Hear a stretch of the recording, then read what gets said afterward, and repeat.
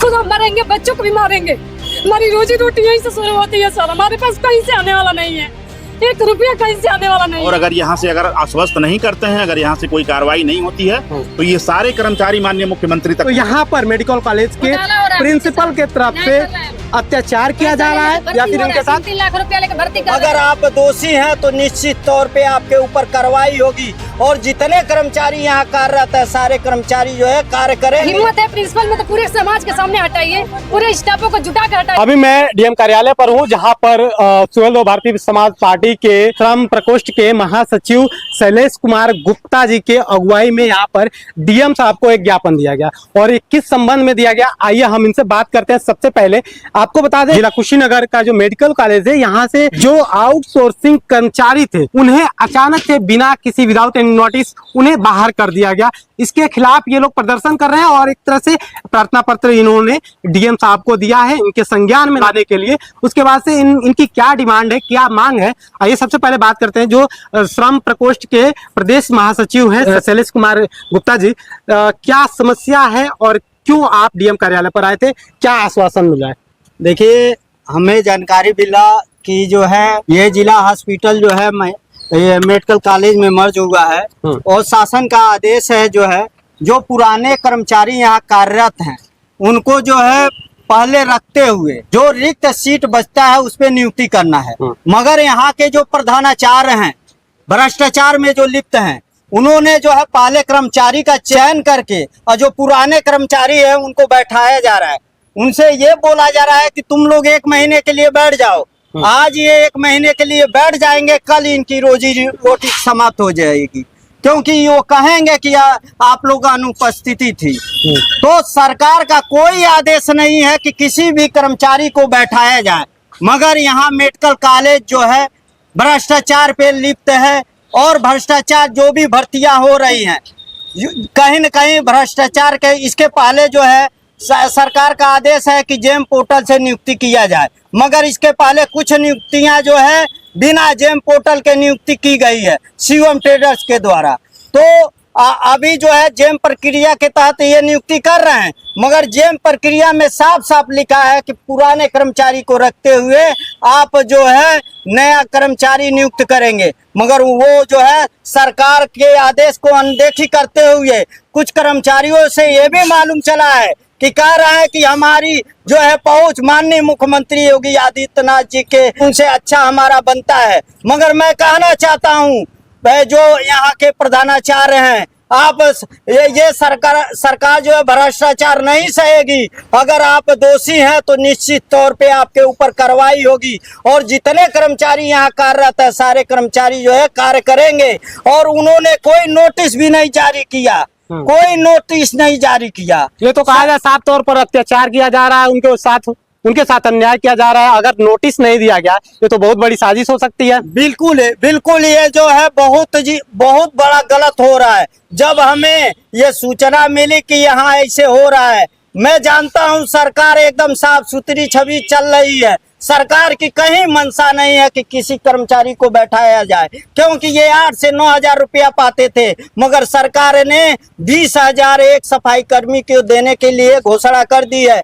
लागू होना बस बाकी है, कैबिनेट में पास हो गया है। मगर कुछ भ्रष्टाचारी अधिकारी हैं जो भ्रष्टाचार करना चाहते हैं, मगर ये सरकार नहीं सहेगी और इसके खिलाफ हमने ज्ञापन जिला अधिकारी महोदय को दे दिया है। अगर इस पे कार्रवाई जिला अधिकारी महोदय नहीं करेंगे तो हम माननीय स्वास्थ्य मंत्री ब्रजेश पाठक जी से मिलेंगे और माननीय मुख्यमंत्री योगी आदित्यनाथ जी महाराज से मिलकर इस समस्या का निश्चित तौर पे हम वहां बताएंगे कि ऐसे भ्रष्ट अधिकारी अगर यहाँ रहेंगे तो निश्चित तौर पे ये जो मेडिकल कॉलेज सही ढंग से नहीं चल पाएगा। ऐसे भ्रष्टाचारी लोगों को हटाना ही उचित है और इनके ऊपर निश्चित तौर पे मेडिकल कॉलेज में जितना काम हुआ है, जितनी नियुक्ति हुई है, सारे पे जांच बैठाई जाए और निश्चित तौर पे ये गलत तरीके से बहुत सारी भर्तियां या मेडिकल कॉलेज और जिला हॉस्पिटल में इनके द्वारा किया जा रहा है और पुराने कर्मचारियों का अनदेखी किया जा रहा है। अच्छा, बिल्कुल।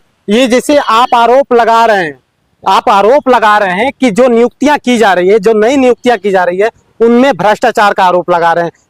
कितनी इसमें सच्चाई होगी, क्या इस पर कहना चाहेंगे? अगर ये सच्चाई नहीं रहती तो पुराने कर्मचारी को रख के नया नियुक्ति आप करते। पहले आप प्राथमिकता है, गवर्नमेंट का ऑर्डर है, जेम पोर्टल की व्यवस्था है कि आप पुराने कर्मचारी को, जितने कर्मचारी यहाँ कार्यरत है उनको रख के तब आप नियुक्ति करेंगे। तो आप पहले नियुक्ति कर रहे हैं, आप कई बहुत सारी नियुक्ति आप कर लिए हैं, पुराने कर्मचारी को आप छोड़ दिए हैं, आज कह रहे हैं आप घर बैठ जाइए।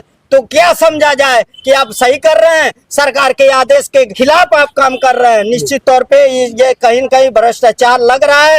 हम सरकार से ये भी मांग करेंगे, माननीय मुख्यमंत्री जी से, अगर ये वीडियो पहुंचे तो इसकी जांच हो, बराबर से एकदम जांच हो, ऐसे अधिकारी के ऊपर कार्रवाई होना चाहिए। जी बिल्कुल सर, आपका परिचय?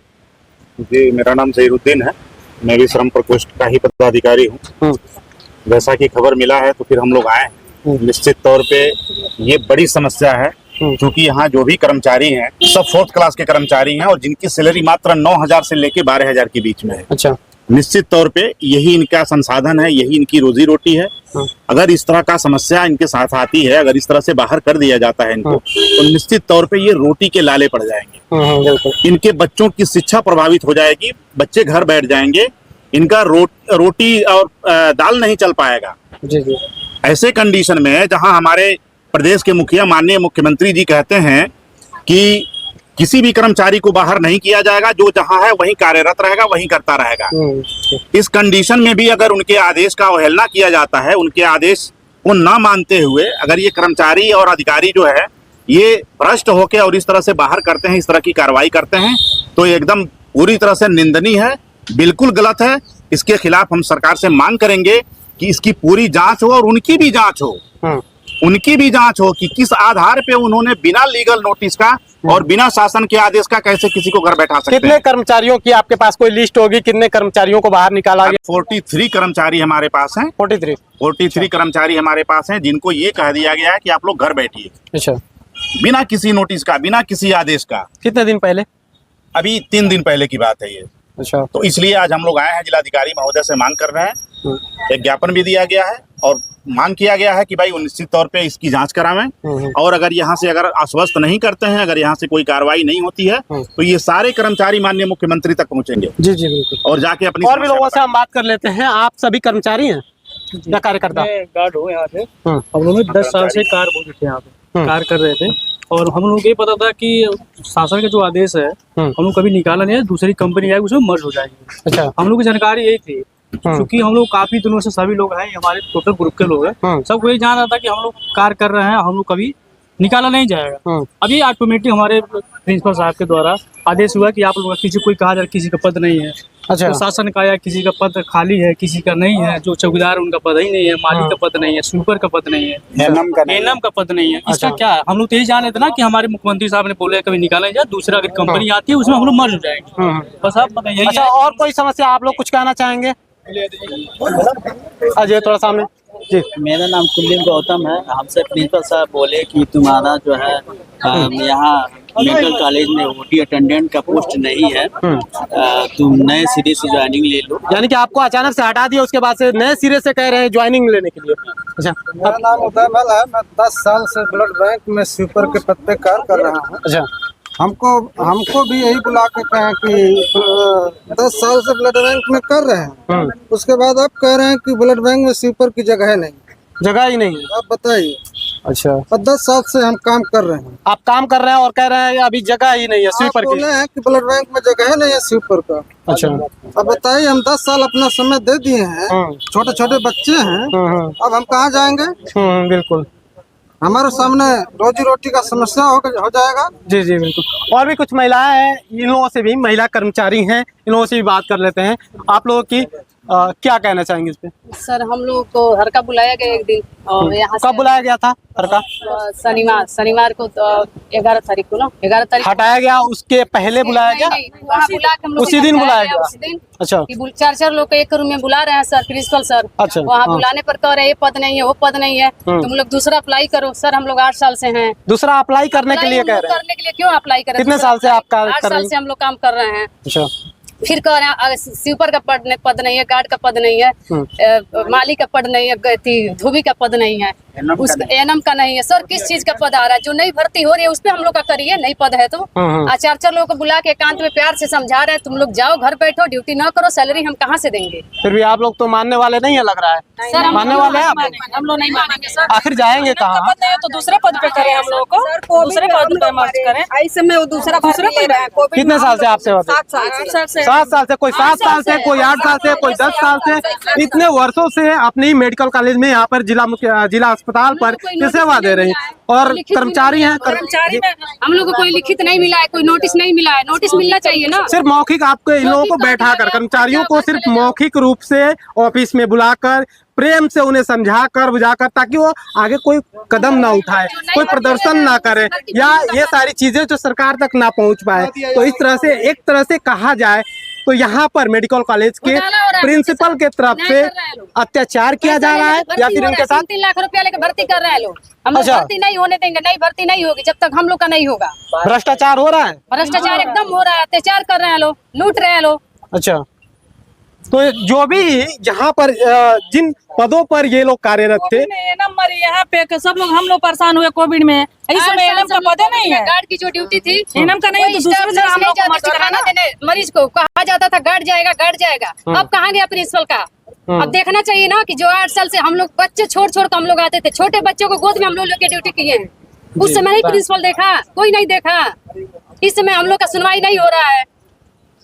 जी बिल्कुल, ये दर्द है कर्मचारियों को, उन कर्मचारियों को जो यहाँ से प्रिंसिपल ऑफिस लटका देंगे अपना लाश, उन्हीं के ऑफिस में लटकाएंगे, अपने बच्चों को, अपने खुद हम मरेंगे, बच्चों को भी मारेंगे। हमारी रोजी रोटी यहीं से शुरू होती है सर। हमारे पास कहीं से आने वाला नहीं है, 1 रुपया कहीं से आने वाला नहीं है। सब घर के लोग एक जैसे नहीं है। ना करे हमारिया का कोई नहीं जा। कोरोना में हम लोग सब नहीं जा, आए बार लौकते नहीं। बिना खाए पिए हम लोग आए कोरोना में। कोई नहीं आता था, कोई बड़े कर्मचारी आगे नहीं बढ़ता था। सबसे पहले 4th क्लास के कर्मचारी आगे जाएंगे, यही होता है हम लोग के साथ।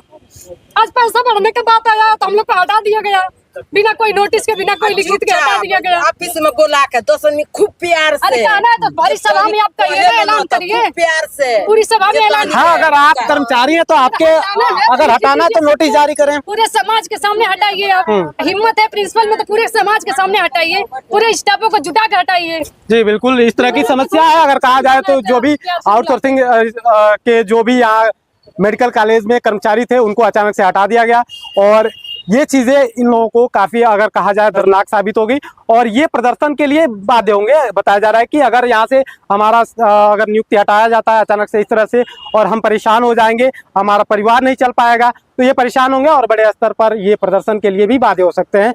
तो ये चीजें हैं, यहाँ से ये समस्या है।